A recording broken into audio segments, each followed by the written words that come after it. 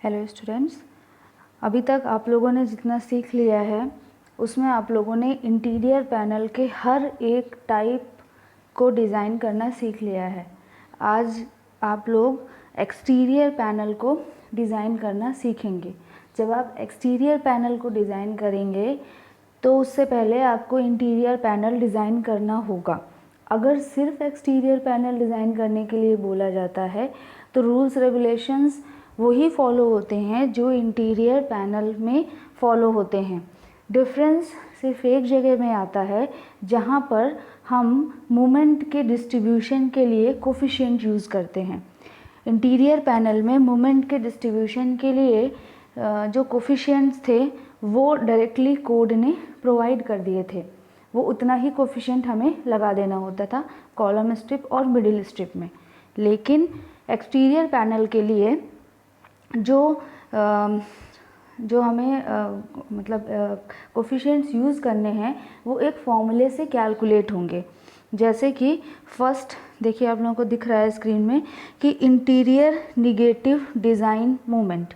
Interior negative design moment के लिए जो कोफिशिएंट यूज़ होना है वो ये जो फॉर्मूला गिवन है सामने, इससे कैलकुलेट होगा, जिसमें से सिर्फ एक वैल्यू है अल्फ़ा सी जो हमें नहीं पता है। तो अगर आपको ध्यान हो तो अल्फ़ा सी की वैल्यू आपने कैलकुलेट की थी लाइव लोड के लिए जो करेक्शन किया जाता था।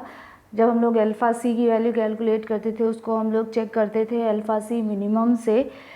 उस समय जो अल्फ़ा सी कैलकुलेट होता है वही अल्फ़ा सी यहाँ पर यूज़ किया जाएगा।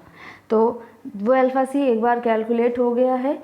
अब ये चीज़ आपको समझ में आनी चाहिए कि अगर स्क्वायर पैनल के लिए है तब तो हमें डायरेक्शन का ध्यान नहीं रखना है, लेकिन अगर रेक्टेंगुलर पैनल, एक्सटीरियर पैनल भी रेक्टेंगुलर पैनल डिज़ाइन हो रहा है तो हमें डायरेक्शन का ध्यान रखना होता है। तो अगर पहले ही हम लोग डिफ़ाइन कर देते हैं कि जब हम लोग काम करेंगे लॉन्गर डायरेक्शन की साइड में तो अल्फ़ा सी भी हम लोग लॉन्गर डायरेक्शन की साइड वाला ही यूज़ करेंगे, ठीक। और ये जो मोमेंट के फैक्टर्स आएंगे ये भी उसी डायरेक्शन के लिए ही होंगे, ठीक। तो अल्फ़ा सी का वैल्यू अगर हमें लॉन्गर डायरेक्शन के लिए पता है, जो कि ऑलरेडी हम इंटीरियर पैनल में कैलकुलेट कर चुके होते हैं, तो इस फॉर्मूले का यूज़ करके हम एक कोफिशिएंट निकाल लेते हैं इंटीरियर निगेटिव डिज़ाइन मोमेंट के लिए। सेकेंड जो फैक्टर है वो होता है पॉजिटिव डिज़ाइन मोमेंट।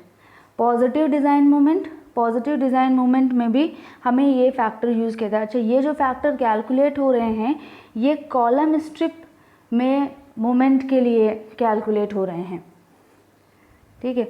टोटल जो ये जो टोटल मोमेंट, एक बार और एक चीज़ और ध्यान रखना है, जैसे कि लॉन्गर डायरेक्शन के लिए काम कर रहे हैं तो लॉन्गर डायरेक्शन की साइड में इनिशियल जो एम नॉट कैलकुलेट करते थे, लॉन्गर डायरेक्शन के लिए अलग होता था, शॉर्टर डायरेक्शन के लिए अलग होता था।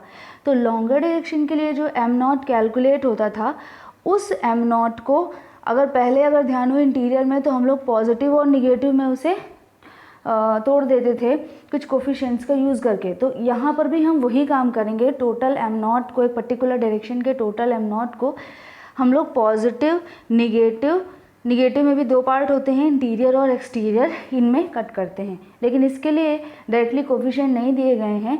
जो कोफिशिएंट की वैल्यू कैलकुलेट होकर आएगी वो अल्फ़ा सी की वैल्यू पे डिपेंड करेगी, ठीक। तो ये है पॉजिटिव डिज़ाइन मोमेंट के लिए फॉर्मूला।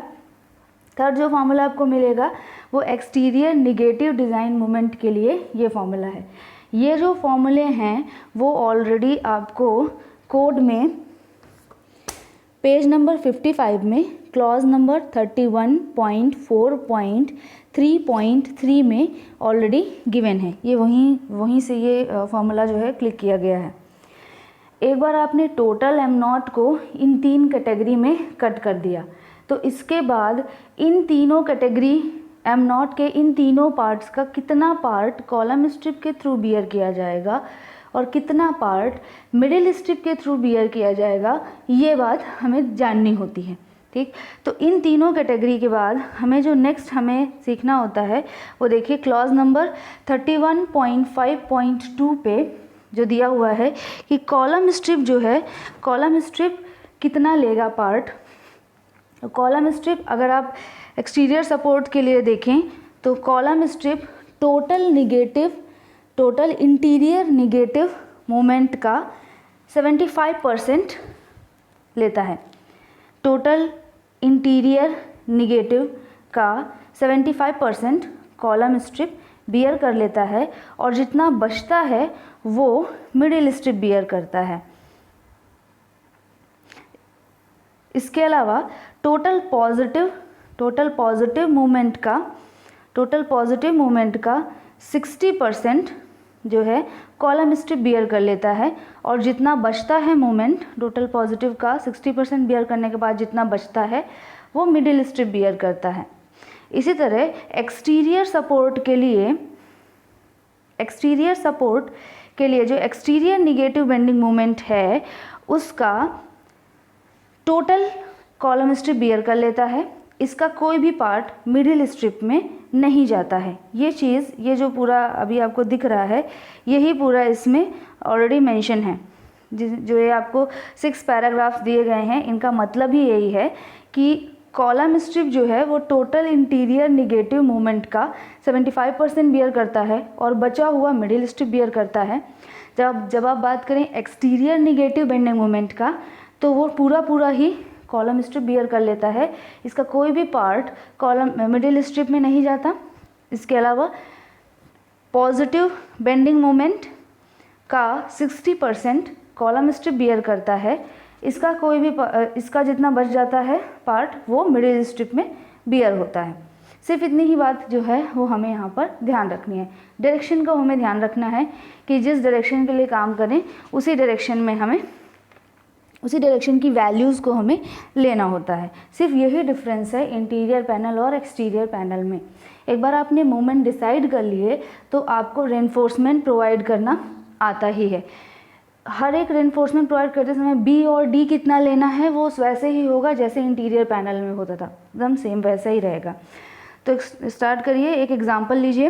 देखिए ये जो एग्जांपल है उसमें आपको इंटीरियर और एक्सटीरियर पैनल डिज़ाइन करना है। ये ऑलरेडी एक बार क्वेश्चन हो चुका है जिसमें हम लोगों ने इंटीरियर पैनल डिज़ाइन कर दिया है। सेम क्वेश्चन मैंने लिया है, इसमें अब आपको एक्सटीरियर पैनल डिज़ाइन करना है।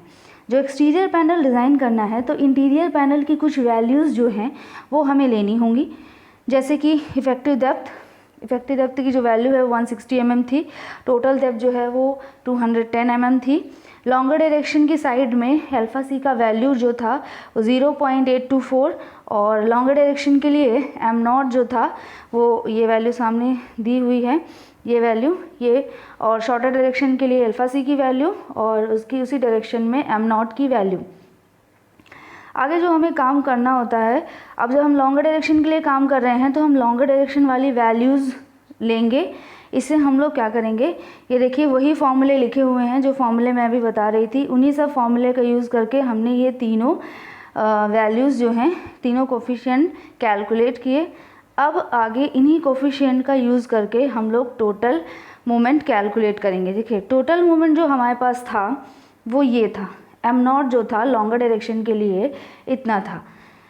जो पहला कोफिशिएंट आया है ये देखिए इंटीरियर निगेटिव डिज़ाइन मोमेंट जो आया है वो कितना आया है 0.7048।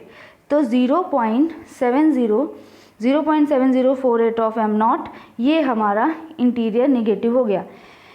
इसका 75% जो है वो कॉलम बियर करेगा और जितना बच जाएगा वो मिडिल स्ट्रिप बियर करेगा। सेम इसी तरह देखिए एक्सटीरियर निगेटिव के लिए, देखिए एक्सटीरियर निगेटिव के लिए जो हमारा फॉर्मूला आया उससे जो कैलकुलेट होकर कोफिशिएंट की वैल्यू आई है वो वैल्यू आई है 0.294। यही कोफिशिएंट यूज़ होगा यहाँ पर 0.294 total moment this value.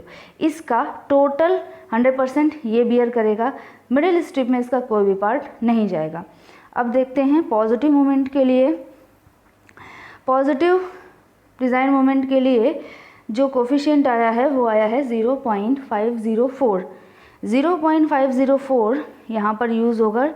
Total moment का 0.504 जो है वो पॉजिटिव मोमेंट होगा। इस पॉजिटिव मोमेंट का 60% कॉलम स्ट्रिप बियर करेगा और बचा हुआ पार्ट जो है वो मिडिल स्ट्रिप बियर करेगा। सेम प्रोसीजर हम लोग शॉर्टर डायरेक्शन के लिए भी अप्लाई करते हैं।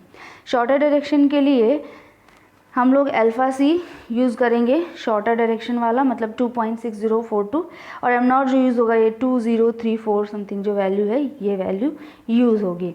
अगेन वही पूरा प्रोसेस हम लोग अप्लाई करते हैं। एक बार हमें मोमेंट पता चल जाते हैं तो हम इसके करस्पॉन्डिंग जो AST है वो प्रोवाइड कर देते हैं।